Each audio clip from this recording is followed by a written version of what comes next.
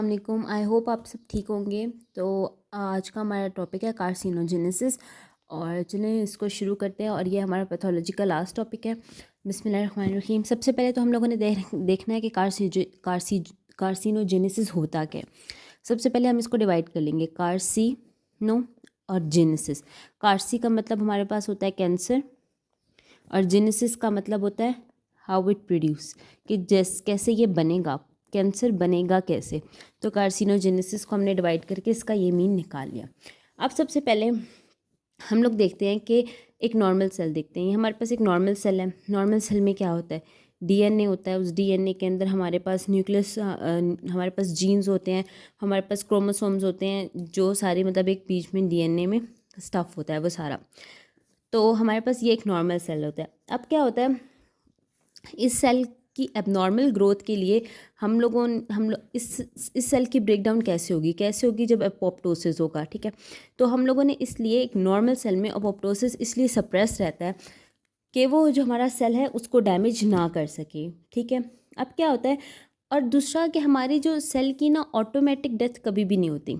अगर हम कहें कि हमारे सेल की ऑटोमेटिक डेथ हो गई है तो वो कभी भी नहीं होगी। ठीक है, आपने क्या करना है कि कार्सिनोजेनेसिस में क्या होता है कि कैंसर बन कैसे रहा है। ठीक है, वो एक नॉर्मल सेल को एबनॉर्मल सेल की तरफ कैसे लेके जा रहा है, उसके डीएनए में क्या चेंजेस आ रही होती हैं, क्या क्या होता है। अब सबसे पहले मैंने यहाँ पे आपको डीएनए का जिक्र किया। ठीक है, तो इसका मतलब ये है कि एक सेल कैंसर की तरफ कब जाता है, जब उसका डीएनए हम डैमेज करते हैं, उसका डीएनए डैमेज करते हैं। अब ज़रूरी नहीं है कि सिर्फ उसका डीएनए डैमेज होगा तो सेल कैंसर की तरफ जाएगा, ये ज़रूरी नहीं है। ठीक है, ये एक फैक्टर है। ठीक है, इस तरह के 3 फैक्टर और हैं, वो मैं आपको नेक्स्ट पढ़ाती हूँ। लेकिन सबसे पहले ये जो फैक्टर आता है वो डीएनए डैमेज का है। उसके बाद फैक्टर है रिपेयर का। अगर हम डीएनए डैमेज जो हो गया है उसको रिपेयर नहीं करेंगे, उसको वैसे ही रहने देंगे, ठीक है, तो हमारे पास सेल कैंसर की तरफ जाएगा। अदरवाइज अगर हमने डीएनए डैमेज हो गया, उसको हमने किसी तरीके से रिपेयर कर लिया, तो ये हमारा सेल नॉर्मल रहेगा। ठीक है, अब क्या होता है कि जैसे हम जब सनलाइट में जाते हैं तो हमारे जो यूवी रेज होती हैं, ठीक है, वो क्या करते हैं, हमारी स्किन को डैमेज थोड़ा बहुत करते हैं, ज़्यादा नहीं करते, लेकिन वो कभी भी कैंसर की तरफ हमारे सेल को नहीं लेके जाते। ठीक है, लेकिन समटाइम ऐसे होता है कि कुछ स्किन कैंसर हमारी सनलाइट की वजह से भी होते हैं। कैसे होते हैं कि वो इतनी हार्ड सनलाइट होती है और उनकी स्किन उस चीज़ को बॉदर नहीं कर सकती, तो जाके उनके डीएनए डैमेज वगैरह, तो आके एक प्रॉपर प्रोसेस है, वो मैं आके आपको समझाती हूँ। ठीक है, अब बात ये आती है कि यार ये कौन कौन से फैक्टर्स हैं जिसकी वजह से हमें कैंसर, हमारा सेल कैंसर की तरफ जा सकता है। तो उसमें सबसे पहले आ जाता है वायरस, जिसमें हमारे पास यह आगे मैंने नेक्स्ट आपको बताऊंगी कि कौन कौन से वायरस हैं। अभी के लिए इसको सिर्फ याद रखें, एब्स्टिन वायरस है हमारे पास। और हमारे पास कौन से फैक्टर्स आ जाते हैं, रेडिएशंस आ जाती हैं। अब देखें, जैसे हमारे पास ये जो है बच्चों को, ये जो पेपिलरी थायराइड का जो कैंसर होता है, ये रेडिएशंस की वजह से ये प्रोसीड करता है। नंबर 3 पे हमारे पास केमिकल्स आ जाते हैं। बहुत से ऐसे केमिकल्स जो होते हैं, जो यूज़ होते हैं, जो हम आगे जाके हमारी बॉडी को डैमेज करते हैं और एक नॉर्मल सेल को कैंसर की तरफ ले जाने में हेल्प करते हैं। ठीक है, अब अगर कोई भी बंदा आपसे 4 चीज़ें पूछता है कि यार सेल कैंसर की तरफ जाता है कैसे है, तो आपने उसको ये 4 चीज़ें बतानी है जो मैं आपको बताने लगी हूँ। और ये बहुत इंपॉर्टेंट है एग्ज़ाम के लिहाज से भी, और अगर आपके प्रोफेसर वगैरह या क्लास में अगर आपसे कोई टीचर भी पूछता है तो उस हिसाब से भी ये बहुत इंपॉर्टेंट है। नंबर 1 पे आता है, आपने उसको बताना है कि जब हमारे पास हमारा डीएनए डैमेज होगा सेल का, उसके बाद क्या होगा, हमारा सेल जाएगा कैंसर की तरफ। दूसरा, अगर हम उस डैमेज डीएनए को रिपेयर नहीं करते। तीसरा, हमारे पास आता है प्रोटो ऑन्कोजी। प्रोटो ऑन्कोजी का क्या मतलब होता है, प्रोटो ऑन्कोजी का मतलब होता है कि जब सेल की ग्रोथ करवाता है, ये सेल की ग्रोथ करवाता है। ठीक है, आगे हमने इसको पढ़ना है कि ये सेल की ग्रोथ किस वे में करवाता है। चौथा हमारे पास आता है ट्यूमर सप्रेसर जीन्स, ये प्रोटो ऑन्को जीन्स है। ठीक है, सप्रेसर जीन, इसका काम क्या होता है ट्यूमर सप्रेसर जीन का, कि ये हमारे पास जो सेल की ग्रोथ है उसे सप्रेस करता है। सही बात है, हमारे पास सप्रेस करेगा। अब ये हर एक चीज़ एक दूसरे से रिलेट करती है। ठीक है, अब क्या होता है कि जैसे मैंने न्यूप्लाजिया में बताया कि हमारे पास जब भी न्यूप्लाजिया में बताया था, जब भी रेगुलेशन कभी भी हमारे पास हमेशा अनरेगुलेटेड होते हैं ये सब चीज़ें। ये अनरेगुलेशन होगी हमारे पास हमारे पास ये जो है ना प्रोटोनकोजी ये हमारे पास क्या करता है, ऑन्कोजी ये हमारे पास क्या करता है, अनरेगुलेशन होता है। और ये हमारे पास ये हमारी सेल की ग्रोथ और डिफ्रेंसिएशन को डिफाइन करने के लिए यूज़ होता है। सेल की ग्रोथ और उसकी डिफ्रेंसिएशन को डिफाइन करने के लिए यूज़ होता है, और ये अनरेगुलेटेड होता है। मतलब अनरेगुलेटेड का मतलब होता है कि उस चीज़ की रेगुलेशन हमें नहीं भी चाहिए होती, लेकिन फिर भी वो रेगुलेट हो रहा होता है, ज़्यादा से ज़्यादा डिवाइड हो रहा होता है। अब सबसे पहले हमने ये पढ़ लेना है कि प्रोटो ऑन्कोजी में हमारे पास जीन्स कौन कौन सी आती हैं जो सेल की एबनॉर्मल ग्रोथ करवाती हैं जब हमारे पास सेल कैंसर की तरफ जा रहा होता है। ठीक है, तो उसमें सबसे पहले हमारे पास आ जाती है, हमारे पास ग्रोथ फैक्टर आ जाता है। उसके बाद हमारे पास आता है ग्रोथ फैक्टर रिसेप्टर। उसके बाद आ जाता है हमारे पास सिग्नल ट्रांसड्यूसिव, आप पढ़ लें। ठीक है, उसके बाद हमारे पास आता है सेल साइकिल रेगुलेटर। अभी मैं आगे आपको पढ़ाती हूँ ये कैसे होता है। जैसे अभी हम लोग पढ़ रहे थे कि मैंने आपको सबसे पहले बताया था कि हमारे पास क्या होता है, डीएनए डैमेज होता है, उसके बाद हमारे पास रिपेयर होता है डीएनए, उसके बाद हमारे पास प्रोटोन ऑन्कोजी होती है, उसके बाद ट्यूमर सप्रेसिस हमारे पास जो जीन्स होते हैं। अच्छा, अब यहाँ पे बात ये आती है कि हमारे पास जो प्रोटो ऑन्कोजी होती है उसमें कौन से स्टेप्स आते हैं, जीन्स कौन कौन से आते हैं। तो मैंने आपको बताया था कि उसमें हमारे ग्रोथ फैक्टर आता है, ग्रोथ फैक्टर रिसेप्टर होता है, हमारे पास सिग्नल ट्रांसड्यूसर्स होते हैं, फिर उसके बाद हमारे पास क्या होता है, हमारे पास सेल साइकिल रेगुलेशन होते हैं। अब मैं आपको बताती हूँ कि ये सारे इनका किस किस तरह से होते हैं ये। अब लेट्स सपोज ये हमारे पास एक सेल है, यहाँ पे उसके एक रिसेप्टर होगा। ठीक है, अब यहाँ पे हमारे पास ग्रोथ फैक्टर है। ठीक है, ये हमारे पास ग्रोथ फैक्टर रिसेप्टर है। ठीक है, अब यहाँ से हमारे पास सिग्नल आएगा ग्रोथ फैक्टर रिसेप्टर पे। सिग्नल यहाँ पे लेट्स सपोज रैस भी हो सकता है। रैस हमारे पास सिग्नल आया, रैस का पूरा एक सिस्टम है, पूरा मैकेनिज्म है, वो इंशाल्लाह हम लोग एंडोक्राइन में पढ़ेंगे। अच्छा, ये यहाँ पे ग्रोथ फैक्टर रिसेप्टर पे आया। ग्रोथ फैक्टर रिसेप्टर पे जैसे आया, इसने इधर ये वाला सिग्नल ट्रांसड्यूस हुआ यहाँ पे, और यहाँ पे हमारे पास दो प्रोटीन्स पड़ी होती हैं, दो काइनेज पड़े होते हैं, जिसे हम लोग कहते हैं साइक्लिन। यहाँ पे साइक्लिन डिपेंडेंट काइनेजेस, और ये हमारे पास साइक्लिन होती है। ठीक है, अब इस साइक्लिन ने ये सिग्नल आके इसको स्टिमुलेट करेगा। ठीक है, और ये सिग्नल फिर आगे स्टिमुलेट करेगा यहाँ पे हमारे पास किसको, सेल साइकिल रेगुलेटर को, जो मैंने आपको बताया था रेगुलेटर। ये क्या करेगा, ये सेल साइकिल रेगुलेटर रेगुलेट होगा और वो एबनॉर्मल ग्रोथ करवाएगा सेल की। अब यहाँ से एक और प्रोसेस भी है। अब रास के थ्रू भी हमारा जो सेल है वो एबनॉर्मल वर्क करता है। ये तो हमारे पास इस प्रोसेस में तो हमारे पास क्या आ गया, साइक्लिन और साइक्लिन डिपेंडेंट काइनेज। ठीक है, साइक्लिन डिपेंडेंट काइनेज हमारी बॉडी में बहुत ज़्यादा उसकी ज़रूरत होती है। ये एक बहुत बड़ा रेगुलेटर है। ठीक है, उसने जाके सेल रेगुलेशन को करवाना है और हमारा सेल कैंसर की तरफ से ग्रोथ की तरफ चलेगा। अब यहाँ पे आ जाती है रास की बात। रास हमारे पास एक सिग्नल है। ठीक है, ये रास सिग्नल है, इसने जाके ग्रोथ फैक्टर रिसेप्टर को एक्टिवेट करना है। जब ये ग्रोथ फैक्टर रिसेप्टर एक्टिवेट होगा, उसके साथ जाके बाइंड होगा, उसके बाद ये एक्टिवेट करेगा, हमारे सेल में होते हैं जीडीपीज़।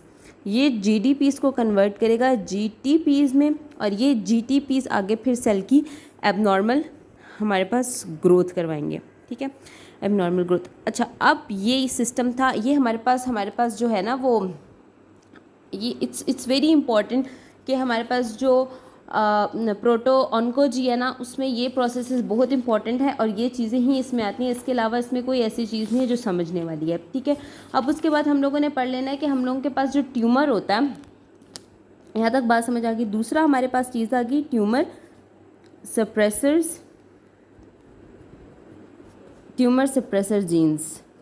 ट्यूमर सप्रेसर जीन्स का क्या मतलब होता है, पहले तो हम ये पढ़ लेते हैं कि ट्यूमर सप्रेसर होता क्या है। ट्यूमर सप्रेसर का मतलब होता है कि जब जो हमारे पास ऐसे जीन्स जो हमारी जाके सेल की जो ग्रोथ होती है ना उसको सप्रेस करते हैं। अब वो एबनॉर्मल ग्रोथ हो रही होगी तो हमारी बॉडी का एक इम्यून अपना भी होगा। ठीक है, जो जाके इस सिस्टम को, इस जीन को एक्टिवेट करेगा तो वो हमारी ग्रोथ एबनॉर्मल ग्रोथ होने से रोक देगा। लेकिन अगर इस जीन की म्यूटेशन हो जाती है तो हमारे पास क्या होता है कि हमारे पास ये जो ट्यूमर सप्रेसर है ये क्या करेगा, बहुत सप्रेस हो जाएगा, बहुत सप्रेस हो जाएगा, बहुत ज़्यादा सप्रेस हो जाएगा, और फिर सेल हमारे पास कैंसर की तरफ चला जाएगा, क्योंकि यहाँ से बहुत एबनॉर्मल ग्रोथ हो रही है। जितनी ग्रोथ हो रही है उस हिसाब से ये उसको सप्रेस नहीं कर पा रहा, तो ये बहुत सप्रेस हो जाएगा। इसमें बहुत ज़्यादा क्या कह सकते हैं आप लोग, इसका जो वर्क है वो बहुत कम हो जाएगा। इसकी वजह से ये उसकी ग्रोथ को सप्रेस नहीं कर सकेगा। अब इसमें भी आगे हमारे पास दो जीन्स इसमें हमारे पास आगे दो चीज़ें, इसमें जो हमारे पास जीन है वो हमारे पास P53 जीन है। अब ये जो P53 जीन है ना, ये इतनी इंपॉर्टेंट है, इतनी इंपॉर्टेंट है, सारा काम ही इसका है।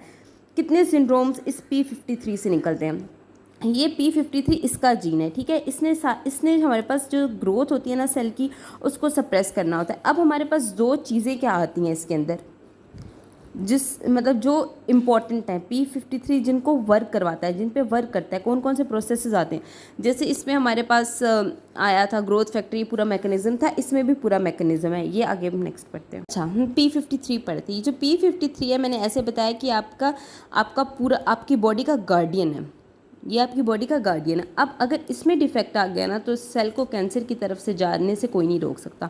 अब जैसे हमारे पास जो सनलाइट है, सनलाइट का एक्सपोजर होगा जब हमारी बॉडी में, मैंने पहले भी बताया, वो जाके हमारे डीएनए को डैमेज करेगा, डीएनए को डैमेज करेगा। लेकिन अगर हमारे पास P53 होगा ना, ये क्या करेगा, ये डीएनए को रिपेयर करेगा। इसका काम रिपेयर करने का भी होता है, ठीक है। ये डीएनए को रिपेयर कर देगा। जब ये डीएनए को रिपेयर करेगा तो जो सेल है वो कैंसर की तरफ नहीं जाएगा। बट अगर कोई भी ऐसी पॉसिबिलिटी, सबसे पहले इसका वर्क हो गया, ये डीएनए को रिपेयर करता है। अगर कोई भी ऐसी पॉसिबिलिटी होती है जिसकी वजह से सेल, जो हमारे पास कोई भी सिस्टम फेल होता है जिसकी वजह से बेचारा जो P53 है वो अपना वर्क नहीं कर सकता, तो सेल जो है हमारी तरफ कैंसर की तरफ चला जाता है। और उसमें क्या होगा कि सेल की हमारे पास सेल में जिस चीज़ की हमारे पास, अब देखिए यहाँ पे क्या होगा, जो P53 होगा वो रिपेयर करेगा, एपोप्टोसिस का प्रोसेस होगा। यहाँ पे एपोप्टोसिस क्या करेगा, जो हमारे पास जो डैमेज सेल्स थे, जो आगे कैंसर में कन्वर्ट हो सकते थे, उनको क्या कर देगा, उनको शेड कर देगा, उनको डिलीट कर देगा, सिस्टम से ही निकाल देगा, ठीक है। अब यहाँ पे क्या होगा, अगर इसका सिस्टम डैमेज हो गया तो यहाँ पे एपोप्टोसिस, एक तो रिपेयरिंग नहीं होगी, दूसरा एपोप्टोसिस का प्रोसेस इनहिबिट हो जाएगा। एपोप्टोसिस का प्रोसेस ही नहीं होगा। वो क्यों नहीं होगा कि भाई यार, जब आपके पास डीएनए ही रिपेयर नहीं हो रहा, ठीक है, उसके बाद एपोप्टोसिस का क्या ही काम है, ठीक है, वो क्या ही करेगा। लेकिन अगर यहाँ पे P53 बिल्कुल परफेक्ट है तो एपोप्टोसिस रेगुलेशन होगी एपोप्टोसिस की। वो क्या करेगा, वो जाके इनको अपने हमारे सिस्टम से डिलीट कर देगा और हमारा सेल रिपेयर हो जाएगा। लेकिन अगर यही नहीं होगा तो हमारा एपोप्टोसिस इनहिबिट होगा और आगे सारा हमारा जो सेल है वो कैंसर की तरफ चला जाएगा। अब एपोप्टोसिस में भी मैंने लास्ट टाइम आपको पढ़ाया था, दो जीन्स होते हैं, एक हमारे पास बैक्स जीन्स होती है और एक हमारे पास BCL2 जीन्स होती है। ये जो BCL2 जीन है ना, इसने क्या करना होता है, सेल की ग्रोथ को इनहिबिट करना होता है और इसने रेगुलेट करना होता है। अब क्या होगा, अब जब इसमें डिफेक्ट आ जाएगा तो बैक्स जीन ज़्यादा से ज़्यादा बनेगी और BSL जीन ये ग्रोथ को इनहिबिट करता है और ये इंक्रीज़ करता है। अब क्या होगा कि सेल की ग्रोथ, ये तो इनहिबिट हो रहा है, अब क्या होगा, इसके थ्रू हमारे पास जो BCL2 है वो क्या होगा, वो बेचारा इनहिबिट होता जाएगा, उसकी कैंसलेशन होती जाएगी, बैक्स जीन में म्यूटेशन आती जाएगी, वो रेगुलेट होता रहेगा। इस तरह हमारी सेल की डिवीजन होती रहेगी और सेल हमारे पास कैंसर की तरफ चला जाएगा। इसीलिए कहते हैं कि कैंसर के पेशेंट्स, अच्छा ये देखिए कितना लंबा प्रोसेस है कि एक पेशेंट कैंसर की तरफ जा रहे हैं। ऐसी तो नहीं कहते ना कि कैंसर, एक सेल को कैंसर तक 5 से 10 साल लगते हैं प्रोसेसेस में, क्योंकि हमारी अपनी बॉडी अल्लाह ताला ने इतनी वीक नहीं बनाई कि वो इम्यून सिस्टम ना काम कर सके, कुछ ना काम कर सकते तो वो वर्क ना करें। अल्लाह ताला ने हमारी बॉडी बहुत मजबूत बनाई है, जब तक उसको वो खुद वर्क करती है, आपकी बॉडी के अगेंस्ट खुद काम करती है। जब आपकी बॉडी की इम्यूनिटी ख़त्म हुई, ये सारा प्रोसेस फास्ट होना शुरू हो जाएगा। पहले तो ये उसको बेचारा कर रहा होगा कि नहीं यार कैंसिल हो जाए, लेकिन एक एंड पे आके वो भी ख़त्म हो जाएगा। ये सारे इनहिबिट, ये बैक्स रेगुलेट होता जाएगा, BSL इनहिबिट हो जाएगा, DNA रिपेयर नहीं होगा, तो इसकी वजह से हमारी बॉडी में क्या हो जाएगा, कैंसर सेल बन जाएंगे। अब इसी तरह एक सिंड्रोम है एल फॉर्म सिंड्रोम में क्या होता है, हमारे पास जो P53 होती है ना, उसकी हमारे पास क्या हो जाती है, इस जीन्स की हमारे पास म्यूटेशन होती है। इसी तरह हमारे पास और मोस्टली हमारे पास ये जो एल सिंड्रोम होता है ना, ये किस में होता है, एंड ये जब इस जीन की इसमें म्यूटेशन होती है, ये एंडोमेट्रियल कैंसर बनाता है और ओवरियन कैंसर बनाता है, मतलब मोस्टली ये फीमेल्स के अंदर होता है। एल्फर्म सिंड्रोम में क्या होता है, P53 की म्यूटेशन होती है, एंडोमेट्रियल कैंसर बनता है, ओवरियन कैंसर बनता है। उसके बाद हमारे पास दूसरा एक और हमारे पास आ जाता है, वो मैं आपको भी वो नेक्स्ट पेज पे पढ़ते हैं।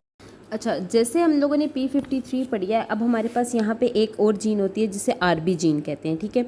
इस RB जीन का क्या, जैसे मैंने आपको P53 का पहले आपको एक सिंपल मैकेनिज्म बताया ना, पहले मैं RB का सिंपल मैकेनिज्म बता देती हूँ। ये एक सेल है, इसने जाना है हमारी तरफ, हमारे पास सेल ग्रोथ की तरफ, मतलब सेल ने ग्रो करना है, ठीक है, नॉर्मल फंक्शन है।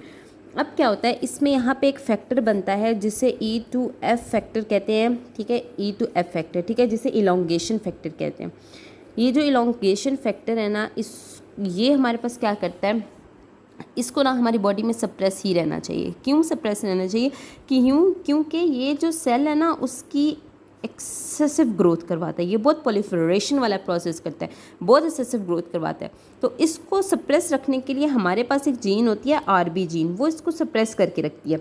अब अगर ऐसा हुआ कि हमारे सेल में म्यूटेशन होगी या कुछ भी हुआ जिसकी वजह से हमारे पास ये जो RB जीन है इसका डिफेक्ट हो जाता है, RB जीन नहीं बनती, तो हमारे पास क्या होता है कि बच्चों में एक चाइल्ड्स में एक हमारे पास आई की डिजीज़ आती है जिसे आई की मैलिग्नेंसी कहते हैं, जिसे हम लोग कहते हैं रेटिनोब्लास्टोमा। एक्चुअली रेटिनोब्लास्टोमा मैलिग्नेंसी है हमारी आइज़ की, ठीक है। अब इसमें क्या होगा, या कैंसर कह लें, इसमें क्या होता है कि हमारे पास जो RB जीन है उसका डिफेक्ट होता है और ये E2F ज़्यादा से ज़्यादा बनता रहता है, जिसकी वजह से फिर जाके हमारे पास आइज़ की ये डिज़ीज़ आ जाती है, ठीक है। अब आपको ये भी पता होना चाहिए, अब यहाँ पे आपको दो फैक्टर्स पता होना चाहिए कि किस दो तरह से होते हैं। तो यहाँ पे 2 टाइप्स, हम दो ये कह लें कि किस तरह से होते हैं, फैक्टर्स क्या होते हैं, कुछ ऐसी चीज़। अब यहाँ पे हमारे पास 2 चीज़ें, एक कौन से फैक्टर्स की म्यूटेशन है, एक हम कहते हैं स्पोमेटिक म्यूटेशन, एक हमारे पास होती है जर्म लाइन म्यूटेशन। अच्छा, जर्म लाइन म्यूटेशन का क्या मतलब होता है और स्पोमेटिक का क्या मतलब होता है। जर्म लाइन का मतलब होता है कि ऐसे सेल्स बॉडी के अंदर जो फैमिली से रन कर रहे होते हैं बेबीज़ में, बच्चों में, वो होते हैं जर्म लाइन सेल्स, ठीक है। वो जर्म लाइन म्यूटेशंस जो फैमिली से बच्चों में रन कर रही होती हैं। लेकिन स्पोमेटिक में ऐसा होता है म्यूटेशन में कि फैमिलीज़ पेरेंट्स में हमारे पास ऐसा सच कोई इशू नहीं होता, लेकिन जैसे ही हम लोग बेबीज़ को देखते हैं या बच्चे थोड़े से ग्रोन अप होते हैं तो हम लोग क्या देखते हैं, उन बच्चों के सेल्स के अंदर हम लोगों को थोड़ी थोड़ी म्यूटेशन सेल्स मिल रहे होते हैं डिफरेंट। तो वो उस टाइम जो म्यूटेशन होती है उसे स्पोमेटिक म्यूटेशन कहते हैं, जो इनहेरिटेड नहीं होती। जर्म लाइन जो आपकी ये कहने कि फैमिली से आपको मिल रहे हैं, ठीक है। स्पोमेटिक ये होते हैं कि जो आपके फ्रेश होते हैं, मतलब जो आपकी अपनी बॉडी खुद प्रोड्यूस कर रही होती है, वो कहीं से आपको नहीं ट्रांसफ़र हुए होते हैं, ठीक है। तो ये सारा मैकेनिज्म था कार्सिनोजेनेसिस में कि किस तरह हमारे पास सेल डिवाइड करते हैं। ये जो 4 मैंने DNA, रिपेयर, ट्यूमर, ये आपको बताया। हमारे पास प्रोटो ऑन्कोलॉजी, ये बहुत इंपॉर्टेंट है, बहुत इंपॉर्टेंट है, तो इनको देख लीजिएगा, ओके। अच्छा, मैं पढ़ाती कि एक हमारे पास क्या होता है MHC। ये MHC हमारे सेल में क्या काम करता है। ये रेस्पोज एक सेल है, इसके अंदर यहाँ पे प्रोटीन पड़ी है। अब ये हमारे पास नॉर्मल सेल है, ठीक है। अब क्या होना है, इस MHC, अब ये नॉर्मल फंक्शन है। अगर कोई हमारी बॉडी में सेल थोड़ा सा कोई डिफेक्टेड आ जाता है या कुछ भी इस तरह की कोई डिफेक्टेड चीज़ आ जाती है, थोड़ा सेल हमारी डेथ की तरफ जाने लग जाता है। इस MHC का काम होता है कि इसने अंदर वाली प्रोटीन को ऊपर ला के खड़ा कर देना है, ठीक है, उसकी सरफेस पे।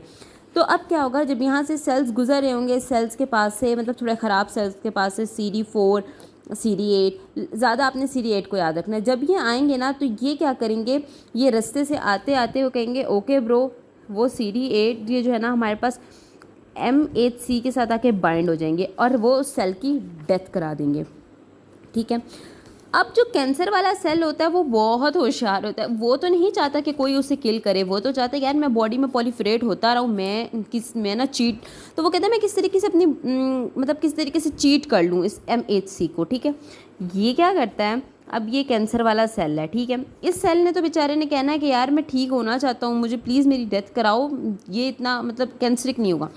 अब ये कैंसर वाला सेल है, ठीक है, इसने चीट करना है। यहाँ से CD8 गुजर रहे होंगे, CD4 गुजर रहे होंगे, यहाँ पे हमारे पास अब क्या करेगा, ये जो सेल होगा ना, ये कैंसर वाला सेल MHC के एक्सप्रेशन को डाउन कर देगा। मतलब वो यहाँ से इसको ऊपर ही सरफेस पे ही नहीं जाने देगा, वो उसको पकड़ के रखेगा कि ऐसा ना हो कि CD4 गुजरे यहाँ से इसको कैच करे और मुझे किल कर दे। तो इस तरह ये इसको चीट करेगा और फिर CD8 आराम से ऊपर से गुजरते जाएंगे, उधर गुजरते जाएंगे, और ये ऐसे ही पॉलीफ्रेट होता रहेगा। इसने तो अपने आप में वो कर लिया कि यार मुझे कोई ना पकड़ के लेके जा सके। तो ये इसका एक मैकेनिज्म था कि ये MHC कैसे करता है, और इस प्रोसेस को हम लोग कहते हैं इम्यून। ये वाला जो हिसाब है ना, वो है इम्यून सर्वाइलेंस। अच्छा, तो हम पढ़ रहे थे कि इम्यूनो सर्विलेंस का क्या मतलब होता है कि ये जो हमारे पास जो कैंसर वाला सेल होता है ना, वो क्या करता है, खुद मतलब जो हमारे इम्यून वाले सेल्स हैं ना, उनसे छुप जाता है, वो ना उनसे हाइड हो जाता है। तो इसे इम्यूनो सर्विलेंस कहते हैं, जो कि MCH से छुप जाता है। ठीक है। अब सबसे बड़ी मज़े की बात यह है कि हमारे पास कुछ, अब हमने ये तो देख लिया कि कैंसर बनता कैसे है। ठीक है। कैंसर बनता इस तरह है, ये सारा जो प्रोसेस मैंने अभी जितना आपको कराया पीछे, ट्यूमर फैक्टर, ये सारा, ठीक है, ये सारा हमारे पास था कि कैंसर बनता कैसे है। अब बात आती है कि कैंसर की प्रोग्रेशन कैसे होती है, वो फैलता कैसे है। ठीक है। तो लेट्स सपोज ये हमारे, अब इसमें 5 चीज़ें हैं, वो बहुत इंपॉर्टेंट हैं। अच्छा, इसमें यहाँ पे ग्रोथ फैक्टर्स, और ये ना, ये इस जो ये वाले जो मैंने आपको पीछे पढ़ाया ना, उसमें सारा वहाँ पे हमारे फर्स्ट एड पे भी एक, या पैथोमा की बुक पे भी एक पूरी लिस्ट बनी हुई है ग्रोथ फैक्टर। वो सारा रट्टे वाला काम है, वो आपने वहाँ से देख लेना। अगर कुछ नहीं समझ आती तो आपने कमेंट्स में पूछ लेना है। ठीक है। अच्छा, 5th नंबर अब हमारे पास चीज़ आती है कि प्रोग्रेशन कैसे होती है। लेट्स सपोज ये एक सेल है, ये हमारे पास सेल्स हैं। ठीक है। अब ना ये हमारे पास कैंसरिक सेल्स है। अब क्या होना है कि यार हमारे पास ये बाकी दूसरे सेल है, ये कैंसरिक सेल है, और यहाँ पे हमारे पास बेसमेंट मेम्ब्रेन है। अब क्या होगा कि हमारे सेल ने चाहना है कि यार मैं यहाँ से निकल के कहीं दूसरे ऑर्गन में जाऊँ। ठीक है। दूसरे ऑर्गन को जाके ख़राब करूँ। अब क्या होगा कि हम क्या करेंगे, अब सबसे पहले ये चाहेगा कि मैं अपना पहला ये काम कर लेता हूँ कि मैं इन्वेड हो जाता हूँ। ठीक है। इन्वेड होने का मतलब होता है कि दूसरे सेल के साथ मिल जाना। ये कहेगा कि यार मैं एक काम करता हूँ, मैं इन्वेड हो जाता हूँ, ठीक है, दूसरे सेल के साथ, तो मैं ना इजीली यहाँ से निकल सकता हूँ।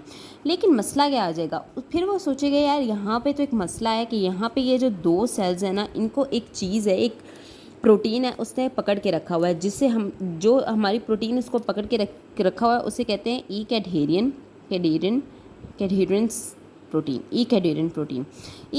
प्रोटीन ने क्या किया होता है, इन दोनों सेल को पकड़ के रखा होता है, जिसकी वजह से वो इन्वेड नहीं कर सकता होता। ठीक है। सबसे पहले तो हमारे पास ये चीज़ आ गई। अब क्या होगा कि वो क्या करेगा, सेल एक काम करेगा, यहाँ पे ना इसकी डाउन रेगुलेशन करवा देगा। अब यहाँ पे क्या होगा कि वो डाउन रेगुलेट करवा देगा या सप्रेस करवा देगा, रीजनरेट करवा देगा, मतलब कम करवा देगा ई कैडहेरियन को। ई कैडहेरियन सबसे पहले क्या होगा कि हमारे पास जो डाउन हो जाएगी ई कैडहेरियन के अमाउंट, वो उसको कम कर देगा, जिसकी वजह से सबसे पहली चीज़ होगी सेल इन्वेड हो जाएगा, सेल मिल जाएगा, वो अपने काम में पूरा हो जाएगा। सबसे पहले क्या होगा, डाउन रेगुलेशन हो जाएगी हमारे पास किस चीज़ की, हमारे पास रेगुलेशन हो जाएगी ई कैडहेरियन की। ठीक है। उसके बाद स्टेप आ जाएगा, अब यहाँ तक तो उसने इन्वेड कर लिया, अब वो कहेगा कि यार बेसमेंट मेम्ब्रेन कैसे क्रॉस करूँ और ब्लड में कैसे आऊँ। फिर वो क्या करेगा, वो करेगा कि यहाँ पे इन्वेड होकर नीचे आ जाएगा। यहाँ पे एक हमारे पास बेसमेंट मेम्ब्रेन के ऊपर हमारे पास प्रोटीन्स पड़ी होती हैं, हमारे पास लेमिनिन पड़ी होती हैं। ये हमारे पास लेमिनेंस पड़ी हैं, लेमिनेंस के साथ आके इस सेल ने अटैच हो जाना है। अब लेमिनिन के साथ अटैच हो गया। ठीक है। अब यहाँ पे दूसरा स्टेप बन गया लेमिनिन अटैचमेंट। 2 चीज़ें थी, पहले पढ़ लिया डाउन रेगुलेशन ऑफ ई कैडहेरियन, दूसरा आ गया लेमिनिन अटैचमेंट। अब लेमिनिन अटैचमेंट तो हो गई, ये बेसमेंट मेम्ब्रेन पे पड़ी होती है। अब इसने क्या करना है, इसने कहना है चलो लेमिनिन के साथ भी अटैच हो गया, अब बेसमेंट मेम्ब्रेन से निकलता हूँ। वो क्या करेगा, फॉरन बेसमेंट मेम्ब्रेन क्रॉस करेगा। ठीक है। तीसरे नंबर पे आ जाएगा क्रॉस बेसमेंट मेम्ब्रेन। ठीक है। बेसमेंट मेम्ब्रेन उसने क्रॉस कर ली। अब क्या है, अब चौथे नंबर पे क्या होगा, वो कहेगा यार बेसमेंट मेम्ब्रेन क्रॉस करके अब मैं ना इंट्रासेलुलर में चला जाता हूँ। फिर ये क्या करेगा, एक्स्ट्रा सेलुलर, ये क्या करेगा, हमारे एक्स्ट्रा सेलुलर में आ जाएगा। ठीक है। एक्स्ट्रा सेलुलर में आ जाएगा। उसके बाद उसको एक फ्री हैंड मिल गया, एक्स्ट्रा सेलुलर में आके अब उसका कोई काम नहीं है, वो लिम्फेटिक्स में जाएगा, वो ब्लड में जाएगा, उसके थ्रू वो सारे ऑर्गन्स को कवर कर लेगा और वो अपने काम में सक्सेसफुल हो जाएगा। सबसे पहले वो क्या करेगा, सबसे पहले वो क्या करेगा, डाउन रेगुलेशन करवाएगा अपने पास किस चीज़ की, हमारे पास ईकेडेरियन, जिस वो क्या होती है, वो प्रोटीन होती है जिन्होंने 2 सेल को मिला के रखा होता है। उसके बाद वो लेमिनिन के साथ जाके अटैच होगा। उसके बाद वो क्रॉस कर लेगा बेसमेंट मेम्ब्रेन लेमिनिन के साथ मिलके। उसके बाद एक्स्ट्रा सेलुलर में आ जाएगा। उसके बाद लिम्फेटिक और ब्लड के थ्रू डिफरेंट ऑर्गन में चला जाएगा। अब यहाँ पे बुक में लिखा होता है कि लिखा हुआ है कि कौन कौन से ऐसे हैं जो ब्लड में जाते हैं। अच्छा मैं बता देती हूँ खुद ही। अच्छा, ब्लड के थ्रू जो हमारे पास कैंसर मूव करते हैं ना, वो है कोरियन कार्सिनोमा, ये ब्लड के थ्रू जाता है। हमारे पास फॉलिकुलर थायराइड का जो है हमारे पास वो ब्लड के थ्रू जाता है। दूसरा हमारे पास एक रीनल वो हमारे पास ब्लड के थ्रू जाता है। और दूसरा हमारे पास है हेपेटिक कैंसर, हेपेटोसाइट्स का जो कैंसर होता है, हेपेटिक सेल्स का कैंसर होता है, वो हमारे पास ब्लड के थ्रू जाता है। बाकी जितना भी होता है वो हमारे पास लिम्फेटिक के थ्रू आपकी डिफरेंट ऑर्गन्स में जाता है। ठीक है, ये चीज़ समझ आ गई। सबसे पहले हम लोगों ने क्या पढ़ा, सबसे पहले हम लोगों ने पढ़ लिया कि सेल जाता है, सेल ट्यूमर बनता कैसे है। ठीक है, बनता कैसे है, उसमें हम लोगों ने वो सारी 4 चीज़ें पढ़ ली थी। ठीक है, जिसमें मैंने आपको डीएनए डैमेज बताया था, रिपेयर बताया था और प्रोटो ऑन्कोलॉजी बताया था। उसके बाद मैंने बता दिया था आपके पास ट्यूमर सप्रेसेस का। उसके बाद आ गया कि प्रोग्रेस कैसे करता है। प्रोग्रेशन में मैंने आपको ये 5 चीज़ें बता दी। तो ये हमारे पास है कि वो आगे फैलता कैसे है। ठीक है, तो हम लोगों ने ये सारा पढ़ लिया। कल आपका लास्ट टॉपिक है कार्सिनोजेनेसिस का और इसका भी पैथोलॉजी का भी, तो उसमें हम लोगों ने पढ़ लिया। ये तो हमने सब पढ़ लिया कि प्रोग्रेशन कैसी होती है। अब कुछ हम लोगों ने कल के लेक्चर में पढ़ानी है कि कुछ खुसूसियात, कुछ प्रॉपर्टीज़ क्या होती हैं, इस तरह ना कैंसर की क्या प्रॉपर्टीज़ हैं, ये सब तो इंशाल्लाह वो कल के लेक्चर में हो जाएगा। अगर आपको कुछ नहीं समझ आई तो मुझे कमेंट्स में बता दीजिएगा। ठीक है, आई होप वैसे आपको समझ आ गई होगी। ठीक है, एंड टेक केयर, अल्लाह हाफ़िज़, और ज़रूर पढ़िएगा इसको। ठीक है।